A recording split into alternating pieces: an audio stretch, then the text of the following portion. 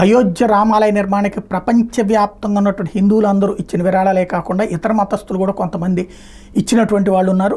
శ్రీరామ జన్మభూమి Teerthkshetra trust పేరుతో ఇప్పుడు గుడి కట్టగా పైన 2600 కోట్ల రూపాయలు 2600 కోట్ల రూపాయలు ఉంటే వాటన్నిటి ఎఫ్డి రూపంలో పెట్టారు.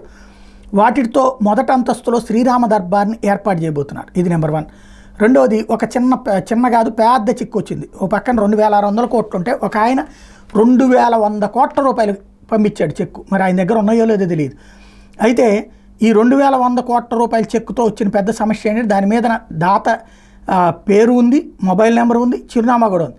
కానీ అందులో మెలిక ఏంటంటే చెక్కును ప్రధానమంత్రి సహాయ నిధి పేరు మీద ట్రస్ట్కి పోస్ట్ ద్వారా పంపించారు.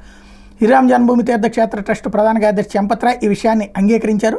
2 రోజుల క్రితం ఈ చెక్కును తమ కార్యాలయానికి వచ్చినట్టు చెప్పారు. దీని గురించి పూర్తి వివరాలు తెలుసుకునేందుకు ప్రధానమంత్రి కార్యాలయానికి పంపాల్సిందిగా ట్రస్ట్ అధికారులకు సూచించామన్నారు. మరి అది ఏంటి, కావాలని ఎవరన్నా డ్రామా చేస్తున్నారా, నిజంగానే ఇస్తున్నారా, అప్పుడు అది ప్రధాని ట్రస్ట్కి వెళ్ళి ప్రధాని ట్రస్ట్ నుంచి ఇవ్వాలన్నటువంటి ఆలోచన ఏంటనేది చూడాల్సి ఉంది.